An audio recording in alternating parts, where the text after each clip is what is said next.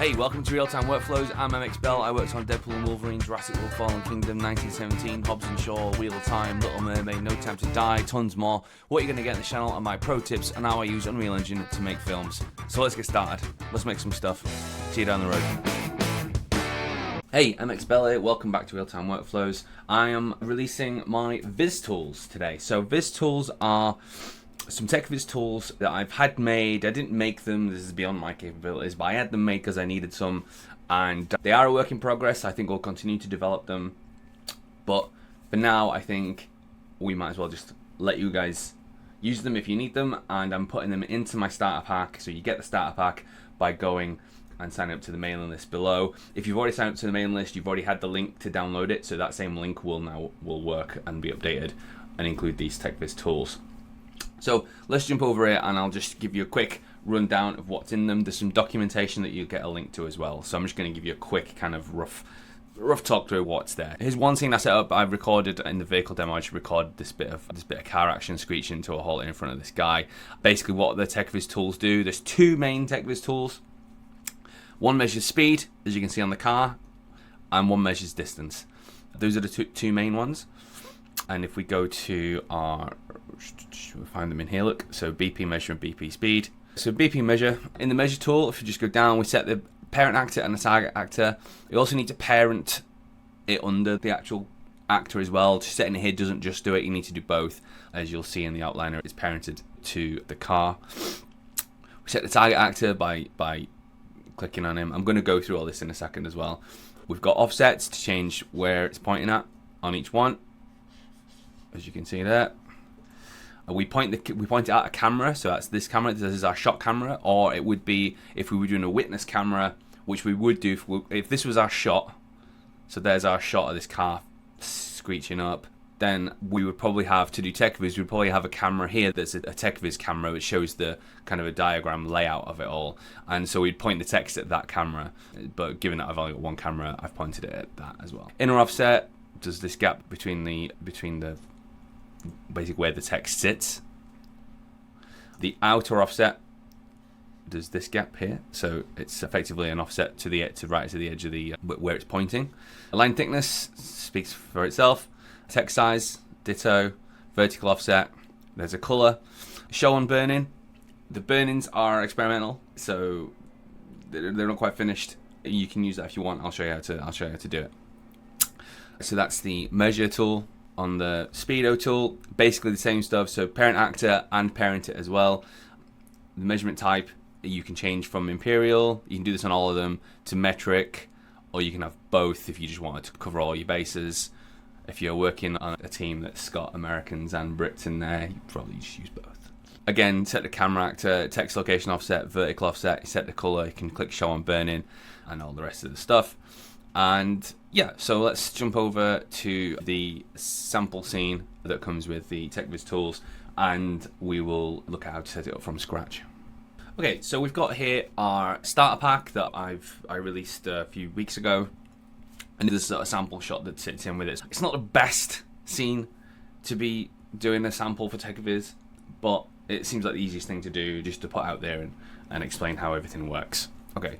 Let's take it one thing at a time. The first thing we're going to do, if we go to our content browser and we'll go to, so I'm going to, because I've got this shot already, I'm going to duplicate it and I'm going to do, this is how we normally do it with Techvis. So we've got that shot and it has a version number, and now we're going to do Techvis for that shot and that version. So we leave the shot and the version number in the name, and we go Techvis, and then we're doing version 1 of the Techvis, because we may do version 2 of the same Techvis, but it's still the same version of the previs, right?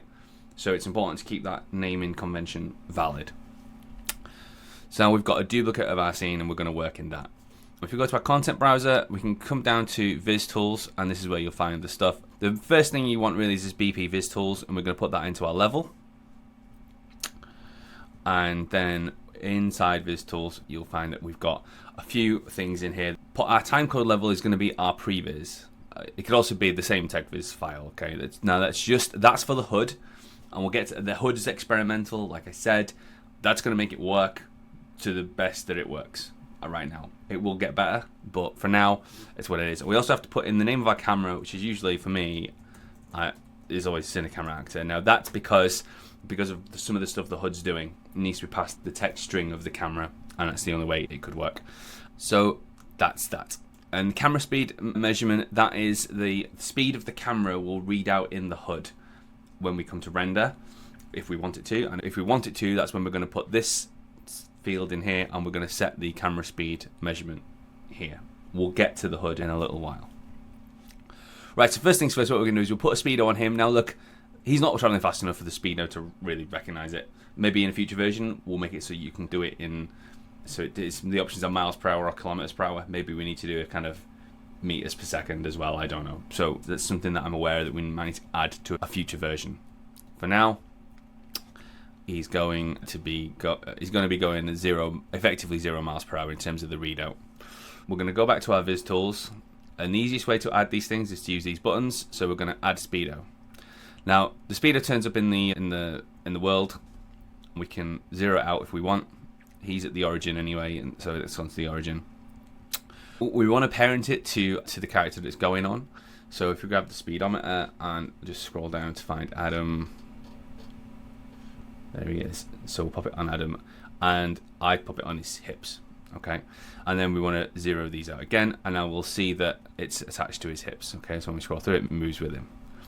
Okay, great. We also want to set him as the parent actor for this field, so we do that, and then we want to add to our, we'll put it in this folder, to our scene.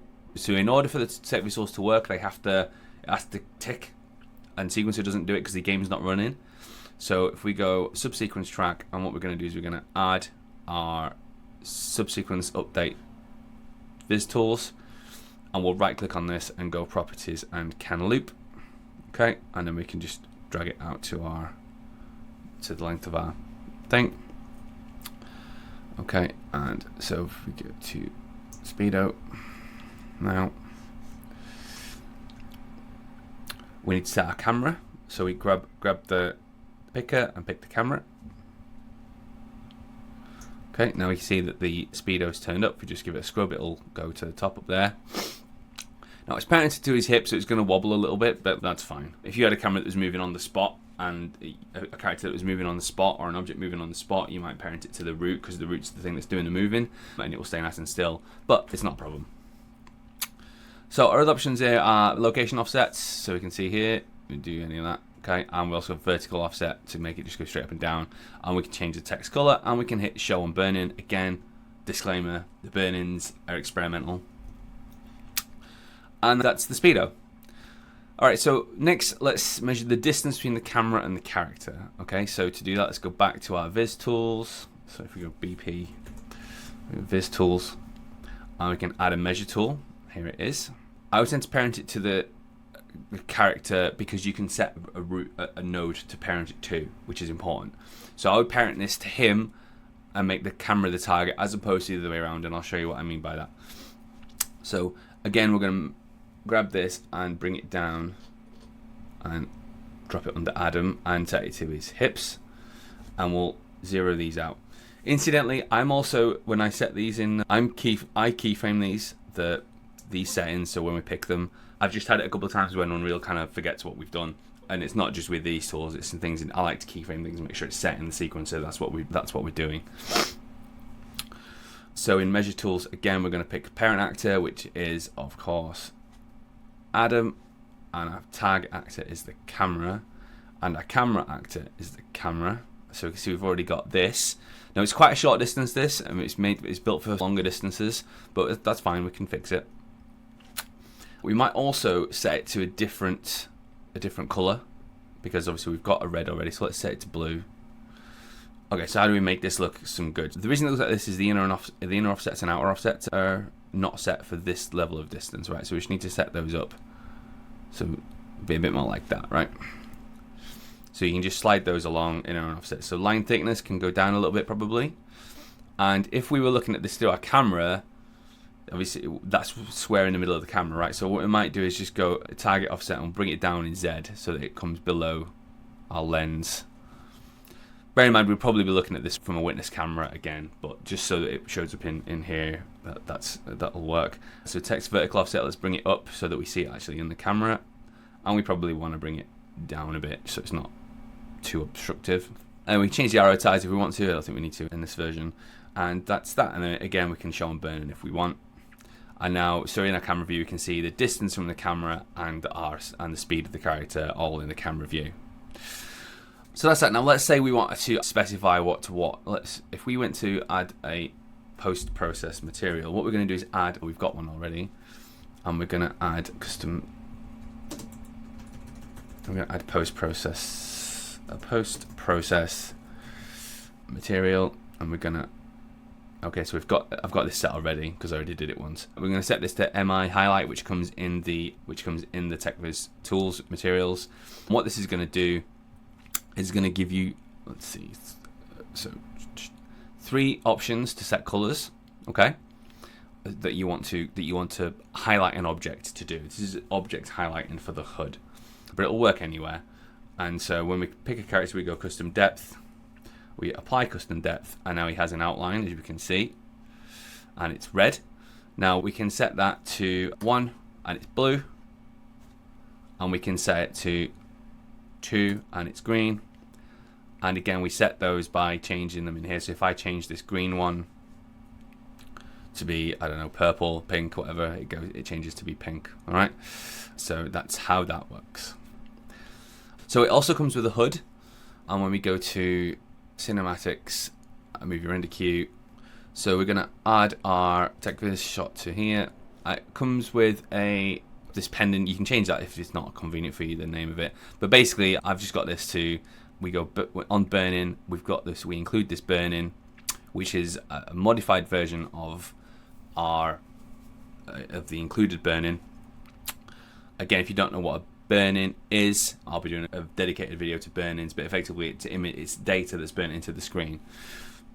Okay, if I change this, so we got that and accept that, and I'll just hit render on this. So we can see here we added these to the HUD, and there it goes. So you get the readout in the HUD. In theory, in a future version, this is all going to work smoothly, but for now, these aren't necessarily working correctly. The camera, we fed the thing in. It's doing height. It's only doing it from world 0. So again, a future update will be that we can add a manual offset to, let's say you're in the 3rd floor, you want the camera height from that floor, not the ground floor, if you're on some sort of multi-story. But it just gives you the camera readout data in there as well. Okay, and you can obviously you get the highlights and all that stuff. So that's Techvis tools. It's a work in progress, but hopefully it's of some use. Use them if you want. They're in my starter pack, which you can get by joining the mailing list. And yeah, that's VisTools. See you in a bit.